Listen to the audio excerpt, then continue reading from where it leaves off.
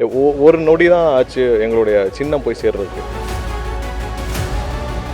இதெல்லாம் எத்தனை தடவை கோர்ட்லேயும் சொல்லியும் கேட்கல. ஆர்வி உதயகுமார் இவங்கெல்லாம் எப்படி ஆயிட்டாங்கன்னா, அந்த ஊரில் ஒரு சீட்டாட்ட கிளப் இருக்கு. எங்கள் தலைவர் 3 வருஷப்பட்ட கஷ்டம் தான் தெரிஞ்சு.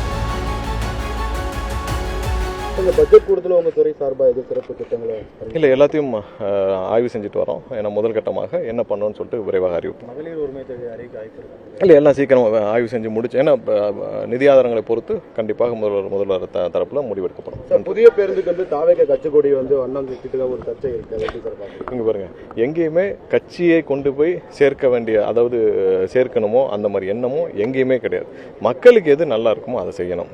எங்கேயுமே கட்சியை போய் சேர்க்கணும், இல்லை கட்சி கொடியை போடணும், இல்லை ஒரு நொடி தான் ஆச்சு எங்களுடைய சின்னம் போய் சேர்றதுக்கு.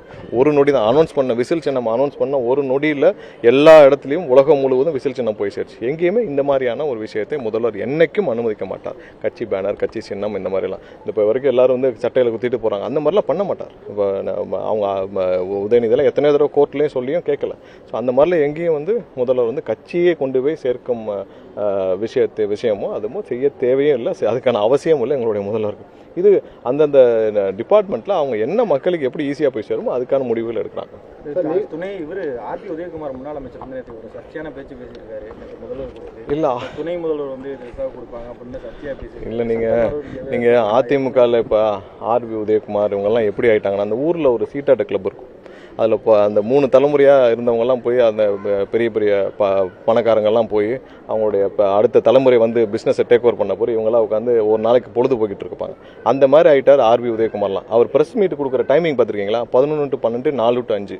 எப்போல்லாம் வந்து அந்த காஃபி சாப்பிட்ற நேரமாக சாப்பிட்டு முடிச்சுட்டு அந்த டைமில் போய் இந்த ஊரில் போய் சீட்டாட்ட கிளப்பில் போய் உட்கார டைமில் போய் அந்த மாதிரி ஆயிடுச்சு அதிமுக இருக்கவங்கள. ஏன்னா எல்லாரும் கூறிநில மன்னர்கள், எல்லாரும் நல்லா சம்பாரிச்சிட்டாங்க. டைம் பாஸுக்கு ஒரு வேலை பண்ணும்ல, அதை பண்ணிட்டு இருக்காங்க. அவங்கள நம்ம ரொம்ப ஃபோக்கஸும் பண்ண வேண்டாம். ஏன்னா அவங்க கட்சிக்காரங்களே அவங்கள மறந்துட்டாங்க. நம்ம போய் எடுத்து ஆர்வி உதயகுமார்க்கலாம் எல்லாம் அந்த ஊரில் ஒரு கிளப் இருக்கும் ஓரமாக, அந்த கிளப்பில் உட்கார மாதிரி ஆயிடுச்சு. உட்காரதெல்லாம் பார்த்துருக்கீங்களா? 11 to 12, 4 to 5 தான் ஒரு ப்ரெஸ் மீட் டைமு. அந்த மாதிரி ஒரு 4 பேர் இருக்காங்க அதிமுக. நம்ம பெருசாலாம் எடுக்க வேண்டாம். அவங்க இது மாதிரி தான் டெய்லி ஏதாவது பேசிகிட்டே இருப்பாங்க. நம்ம ரொம்ப ஃபோக்கஸ் பண்ணோம்னா அவங்களுக்கு அந்த கிளப்புக்கு, அந்த அதிமுக கிளப்புக்கு நம்ம ரொம்ப போய் அவங்களுக்கு வலு சேர்க்குற மாதிரி இருக்கும். அது வேண்டாம். அவங்க பாட்டு ஓரமாக பேசிகிட்டு இருக்கட்டும். அடுத்த தலைமுறை வந்துட்டாங்க, அவங்கெல்லாம் வெளியேறிட்டாங்க. அந்த கிளப் அப்படியே இருக்கட்டும். இல்லை, நான் நேற்றே சொல்லியிருந்தேன். இங்கே பாருங்கள், நிறைய பேருக்கு பொதுமக்களையும் கேட்டு பாருங்கள், யாருக்கும் அது படமாக தெரியல. எங்கள் தலைவர் 3 வருஷப்பட்ட கஷ்டம் தான் தெரிஞ்சு.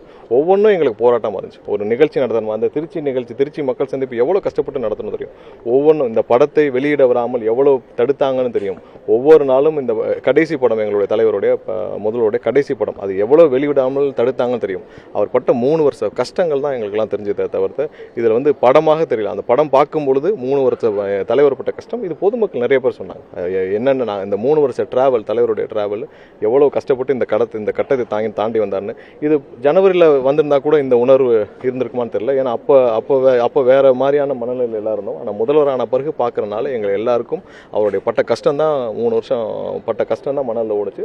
அதனால தான் எல்லாரும் எமோஷனல் ஆனாங்க தவிர்த்து இதெல்லாம் வந்து நீங்கள் பொதுமக்களையும் பார்த்தாலும் தெரியும். இது சாதாரணமாக இருக்கிறவங்களுக்கு புரியாது. நன்றி. நீண்ட ஆண்டு காலமாக சிறையில் இருக்கக்கூடிய இஸ்லாமிய மக்களை விடுதலை செய்யணும்.